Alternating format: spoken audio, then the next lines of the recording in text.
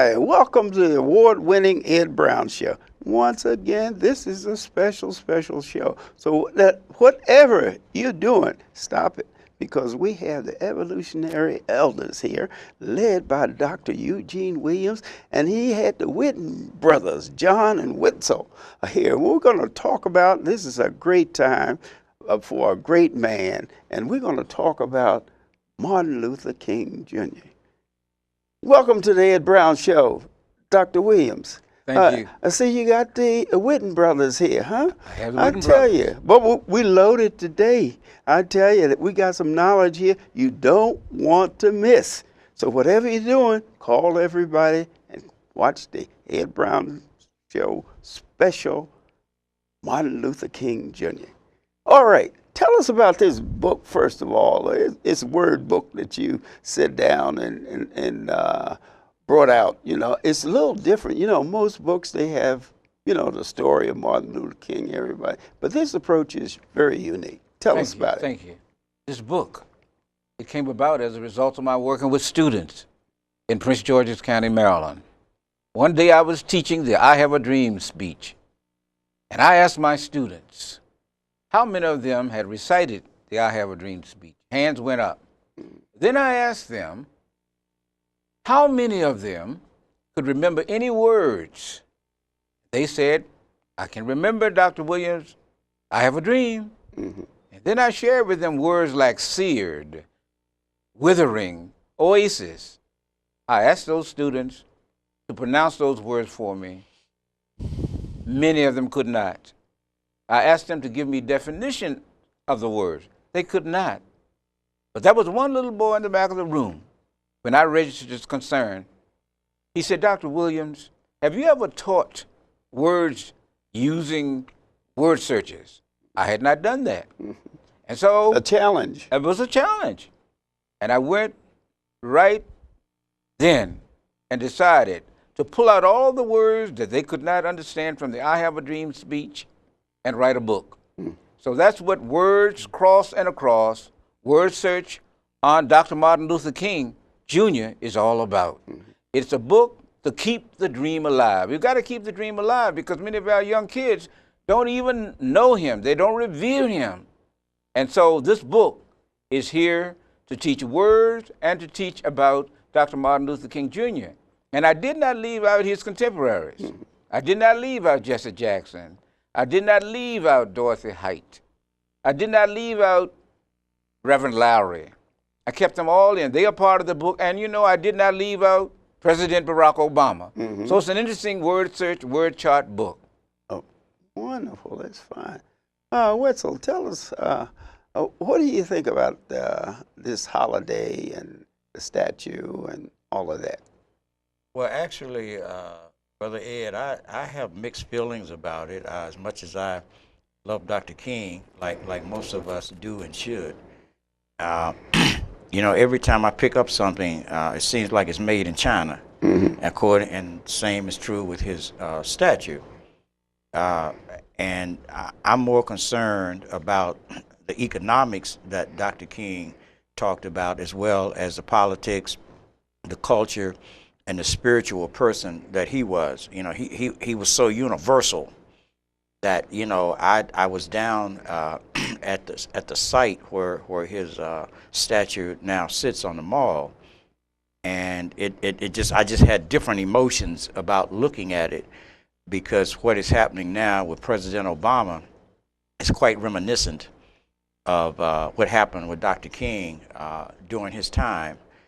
And I remember coming out of being a member of the Student Nonviolent Coordinating Committee myself, that we were the students who evolved from SCLC, you know, which we let Dr. King know we had his back. We just wanted to get in front. Right.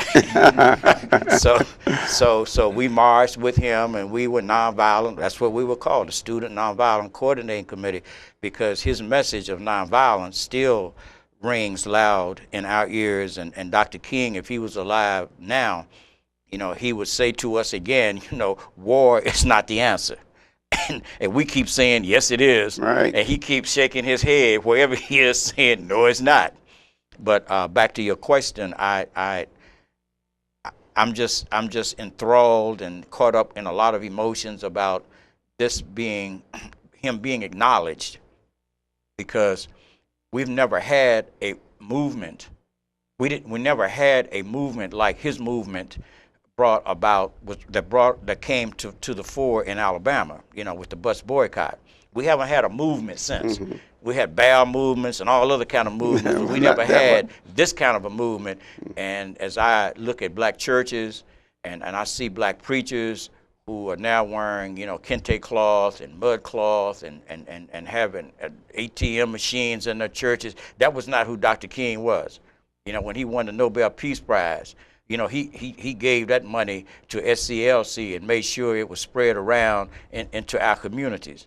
And now we go to church now, and it's like a corporation. And I'm sure he would not be satisfied with what he sees that goes on in our churches. As I said to someone recently, I said, white people are building more prisons, and black people keep building more churches. And I'm going like, why do we need more churches when we need more businesses? And with our unemployment rate being up as it is, it's always going to be higher than anybody else's unless you produce something. Right. Well, I mean, we don't produce anything. As Dr. Clark said, we don't make a toothpick. Right. We need to produce something and buy from ourselves and then sell to somebody else. We need to say something that's made in Anacostia, something that's made, in Berry Farms, or made in Harlem. We can't say that, and that bothers me whenever I see Dr. King and what he's done for us, because he gave up his life for us.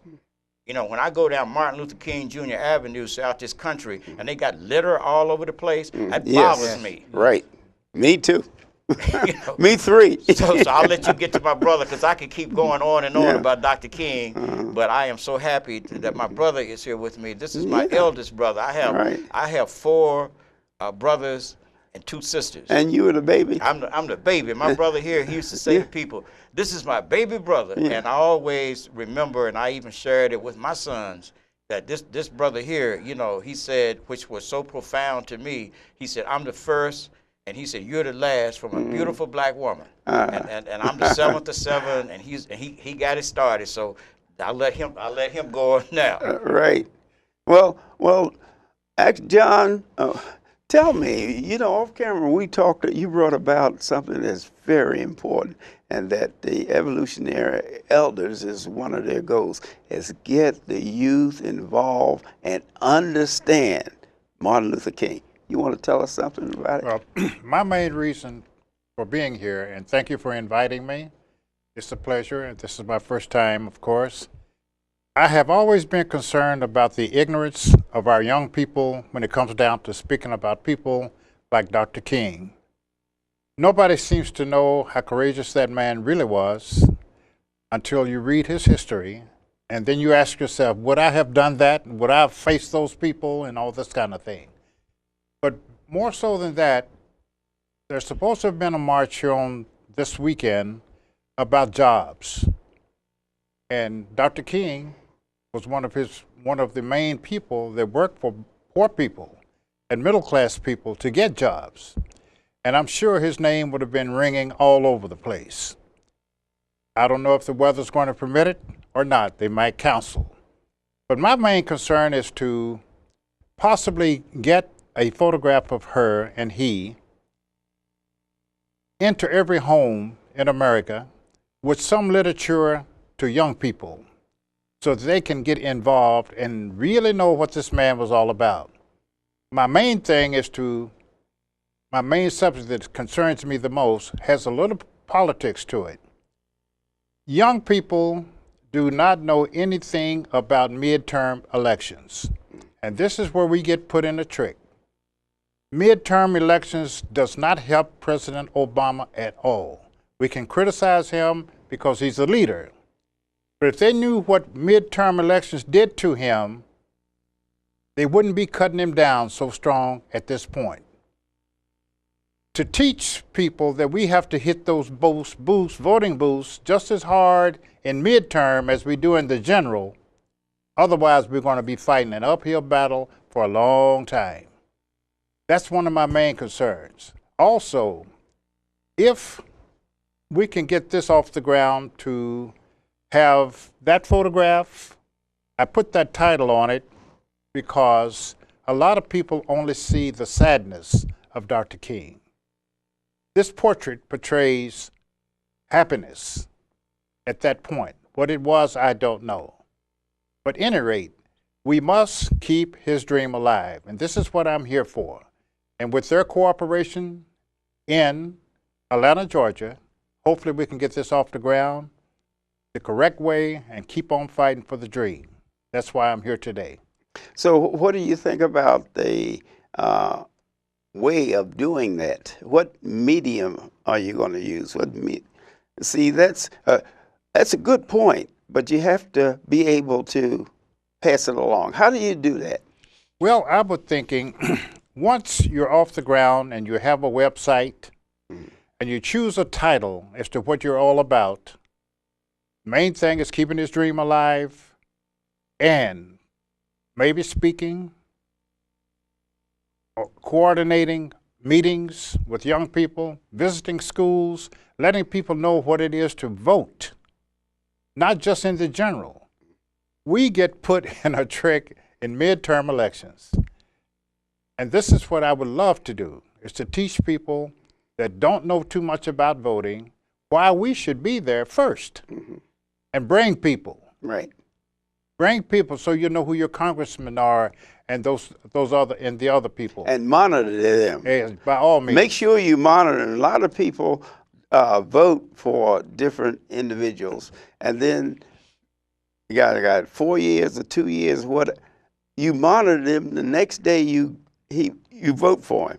You find out issues that it's important to you, and you're the one. You're the one, and I blame the people. The reason Congress reacted like they have in the past 2 years is because people don't do their job. That's right. They're not aware of what's going on, just like you're saying. But the idea is that you can't put anyone in office and not monitor them. Very good. Make sure if it's every day that he's doing something positive to help the people.